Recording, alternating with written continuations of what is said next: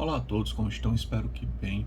Quando este livro foi publicado, o filme Onde os Fracos Não Têm Vez, dos irmãos Coen, ainda estava em fase de produção. Eu acredito que se o filme já estivesse pronto, já estivesse em exibição, a editora, a Faguara, teria optado aqui por uma capa com clara referência, creio, o filme dos irmãos Coen. Aliás, um filme excelente, assim como o romance do Cormac McCarthy também é um romance excepcional, como tudo que o Cormac McCarthy escreveu. Quando eu falei sobre Os Pilares da Terra, eu deixei uma ideia minha a respeito da obra, de que Ken Follett nos tinha mostrado o seguinte: o mundo sempre foi isso que temos aí. Esse é o ser humano e apenas com muita força de vontade, com muita meditação, com muita espiritualidade é que ele talvez consiga mudar, consiga melhorar um pouco. E isso é uma visão judaico-cristã da coisa toda. Melhor, uma visão especialmente cristã, de que todo homem nasce contaminado com o pecado original. Daí se vem a ideia do batismo e apenas com muita força de vontade é que ele consegue se tornar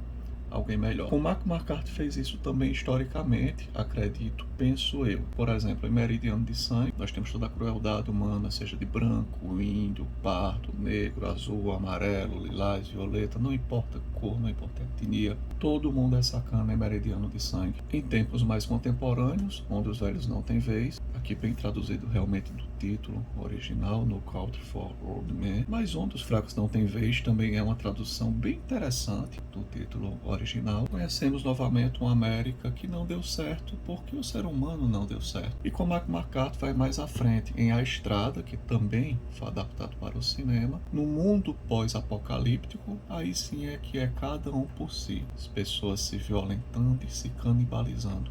Todos esses romances mencionados por mim são excepcionalíssimos e eu os tenho resenhados no blog. Vou deixar aqui link na descrição. Embora eu tenha lido Meridiano de Sangue e A Estrada no meio eletrônico, o único que eu li no meio físico foi Um dos Velhos Não Tem Vez. Aliás, se você quiser ler Meridiano de Sangue no meio físico, salvo engano, ainda é uma obra bem difícil de ser encontrada e está sendo vendida por aí a valores elevadíssimos. Pelo menos na última pesquisa que eu fiz, foram esses valores que eu encontrei quando eu escrevi a postagem escrita para Onde os Velhos Não Têm Vez. Quem assistiu ao filme Onde os Velhos Não Têm Vez se lembra mais ou menos do que se trata a história. Se passa na década de 80, início da década de 80, embora a obra seja do final de 2005. No deserto texano, uma negociação milionária com a heroína marrom, envolvendo a heroína marrom, dá errado e todo mundo acaba se matando. Um veterano do Vietnã,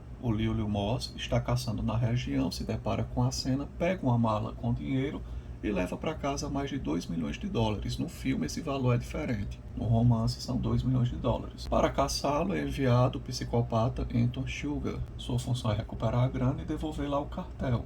O cartel, no entanto, erra e também manda outra pessoa com medo que o Anton faça bobagem ao encalço, que no caso é o Carson Wells. E seguindo todo mundo está o xerife Bell, Ed Tom, para os mais íntimos. Ed Tom é interessantíssimo porque ele é um homem totalmente deslocado de seu tempo e cada vez mais assustado com a natureza dos crimes que vêm ocorrendo. Algo que eu gosto bastante no romance, que não há no filme, são os diálogos de Ed Tom, seus diálogos introspectivos para nós, leitores.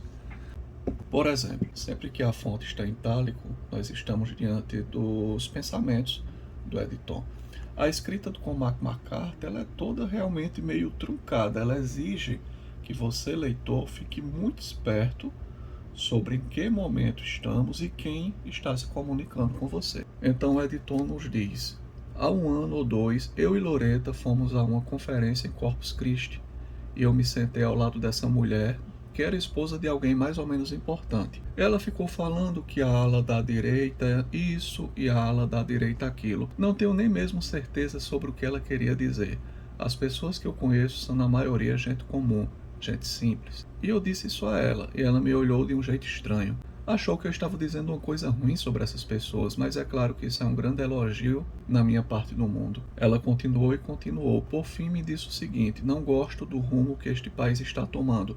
Quero que a minha neta possa fazer um aborto. Ou seja, a velha é uma progressista extrema, né? E eu disse, bem, minha senhora, não acho que precise se preocupar com o rumo deste país. Pelo que eu vejo, não tenho muitas dúvidas de que ela não só vai poder fazer um aborto, como vai poder fazer com que sacrifiquem a senhora.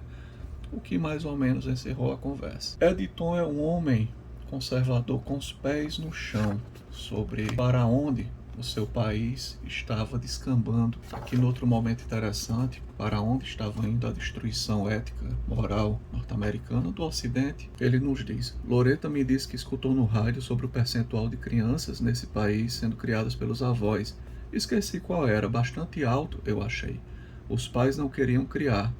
Conversamos sobre isso. O que nós pensamos foi que quando a próxima geração vier, e eles também não quiserem criar seus filhos, quem vai criar? Seus próprios pais vão ser os únicos avós disponíveis. E esses pais não queriam criar nem mesmo os próprios filhos. Aterrorizante, realmente. Essa passagem também é bem interessante. Li nos jornais por aqui há um certo tempo que alguns professores encontraram uma pesquisa que foi enviada nos anos 30 para algumas escolas do país. Tinha um questionário perguntando quais eram os problemas em dar aula nas escolas e eles acharam esses formulários. Tinham sido preenchidos e enviados de várias partes do país respondendo a essas perguntas. E os maiores problemas que conseguiam citar eram coisas como conversa em sala de aula e correr nos corredores, mascar chicletes, copiar dever de casa do colega, coisas desse tipo. Então eles pegaram desses formulários que estavam em branco e imprimiram um punhado deles e mandaram para as mesmas escolas. 40 anos depois, bem, eis que chegam as respostas: estrunfo,